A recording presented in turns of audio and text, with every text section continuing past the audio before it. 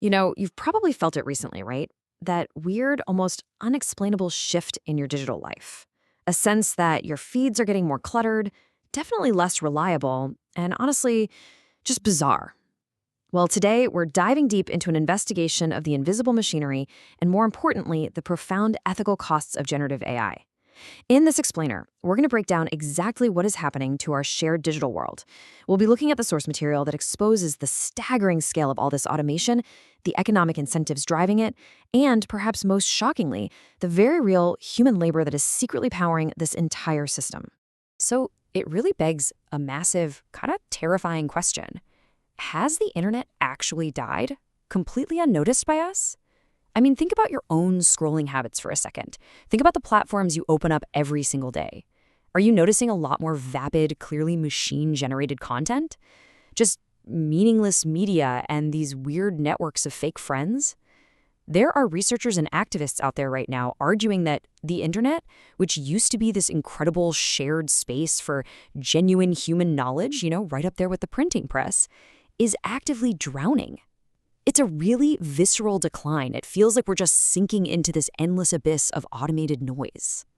And this surface symptom we're all seeing, it actually has a perfect, highly accurate name. It's called slop. Slop is basically all those generative AI products crowding your feeds, anything from mindless bot replies to those incredibly bizarre machine-generated images. You might actually remember the absolute flood of those weird shrimp Jesus images on Facebook a couple of years back. Well, investigations revealed those weren't just random system glitches. No, they were pumped out by international hustlers, like one user identified in Kenya named Stephen Wangi. These creators figure out that by generating highly clickable, weird AI content around super emotional topics like religion or animals, they get small, direct cash payouts from Facebook when the images go viral. So the platforms aren't just accidentally hosting the slop, they are literally subsidizing it. But look, this hustle goes way, way beyond posting weird pictures for clicks. Imagine scrolling through your feed and seeing a headline claiming that Lidl has decided to remove the Easter Bunny. This was an entirely fabricated story generated by an obscure AI platform claiming a German grocery chain was ditching Easter bunnies so they wouldn't offend Muslims. Completely 100% fake. Yet the AI effortlessly concocts and spreads this pseudo-journalistic nonsense specifically to enrage and manipulate users. And it works. People take the story at face value, get angry in the comments, and the automated AI networks just rack up that sweet, sweet engagement. To truly understand the staggering scale of this fake news factory, I want you to try and wrap your head around this number, 30,000. And get this, that's not a global total. That is just the number of false celebrity rumor videos posted last year alone on a very specific set of studied sites in Germany. We're talking about highly damaging malicious lies, rumors of deaths, brutal beatings, massive scandals, all generated automatically with the click of a button. Hundreds of thousands, possibly millions of these videos are just being pumped out, meaning millions of people are being lied to every day. Generative AI's real superpower here isn't intelligence, it's the ability to hallucinate and deceive with absolute abandon. And it's absolutely crucial to understand that this automated hustle has real-world physical dangers. It's not just screen time. Recently, researchers and the New York Mycological Society found AI-generated mushroom foraging books being sold on Amazon. Because an AI can write an entire book in seconds, opportunistic hustlers are publishing thousands of them under fake names just to make a quick buck in passive income. But here is the terrifying part. These AI books contain wildly incorrect information, literally suggesting that readers eat mushrooms that are highly toxic. It's a grim situation where internet slop crosses the line from annoying straight into life or death consequences.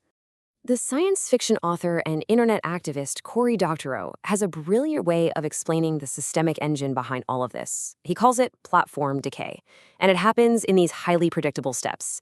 First, a platform launches, and it's absolutely great for its users. Then, it subtly pivots, intentionally making things worse for the users in order to cater to its business customers. Next, once everyone is locked in and can easily leave, the executives and investors swoop in and scoop up all the remaining value. And finally, the platform just turns into a pile of trash. It perfectly explains the economic incentives driving these megacorporations. They prioritize their own profit and raw engagement metrics over user experience and truth. And that paves the perfect superhighway for AI slop to absolutely take over. A really prime example of this platform decay is traditional web search. When asked if the US ever had a Muslim president, Google's new AI overview boldly stated Barack Obama was the first Muslim president. How did it get that so wrong? Well, it cited a conspiracy website and completely misread a satirical, ironic academic journal title, treating it as a literal historical fact. Because search engines spent years rewarding endlessly long, heavily optimized babble, the web naturally filled up with junk. Now they're trying to slap a band-aid on it using AI summaries, but the AI is just repackaging that exact same spam, treating satirical conspiracy theories as absolute unquestionable truth. So you have to ask, why push this clearly broken tech so aggressively? Well, one AI executive actually slipped up and said the quiet part out loud. The problem right now is that we don't have enough AI-shaped holes to fill. Wow, that perfectly highlights the utter corporate panic behind this push. Big tech companies have poured billions and billions of dollars into AI without a clear business model. So AI has essentially become a solution, desperately wandering around looking for a problem. They are forcing these AI bells and whistles onto search engines, your personal emails, your messaging apps, simply because they need a return on their astronomical investments, even if absolutely no one asked for it. Which brings us to a really crucial question. How does this technology actually learn in the first place? Well, the answer pretty much shatters the entire illusion of autonomous AI. It's a process called reinforcement learning from human feedback. Every single time you see a supposedly magical, successful AI project, there are actual human beings sitting behind screens, manually reviewing outputs, drawing little boxes around images, and explicitly telling the chatbot, okay, this is right and this is wrong. The AI isn't waking up and becoming intelligent. It is essentially a massive engine powered by unimaginable amounts of hidden, deeply tedious human labor. And the scale of this hidden workforce? It is astronomical. We are talking about an estimated 150 to 430 million people globally acting as data workers right now. To put that staggering scale into perspective, that is a population roughly the size of the entire European Union. Hundreds of millions of people working day in and day out for intermediary platforms like Amazon Mechanical Turk or Prolific. They are silently propping up the very systems that tech CDOs are up on stage celebrating as artificial miracles. Now, I want you to contrast those sterile, multi-billion-dollar Silicon Valley valuations with this stark reality: $2. That is the hourly wage paid to some of these critical data workers in places like Kenya. It's an entire booming economy built fundamentally on severely underpaid and entirely underrepresented human labor. These workers in the global south are the ones ensuring the software actually functions, yet they capture almost none of the unimaginable wealth they are helping to create.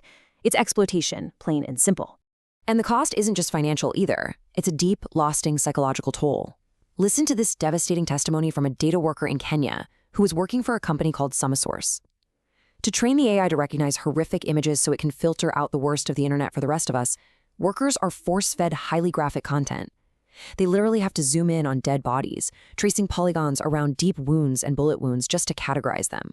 The dead bodies imagine 18 hours a day, this worker said. There are often no disclaimers, no mental health preparation, and they are bound by strict non-disclosure agreements.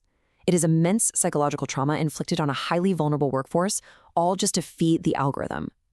When we finally pull back the curtain, the true toll of the AI internet is incredibly bleak. It's an engine heavily relying on extracted, underpaid human labor. It causes severe, documented mental health impacts on its invisible data workers. On top of that, it requires massive energy consumption, literally rivaling the power grids of entire countries, just to generate text that is often totally worthless. And it leads to the wholesale devaluation of original human creators, writers, and artists whose life's work is scraped to train these models without a single dime of compensation. The source material we're looking at strongly challenges the sci-fi myth of a hyper-intelligent artificial general intelligence.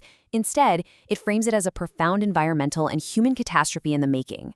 But listen, it's not all doom and gloom. There is a hopeful resolution to be found here, if we're willing to draw a hard line.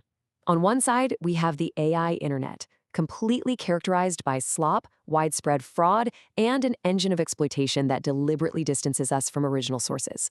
On the other side, we have the human internet, built on authentic connection, vetted facts, and true, meaningful art.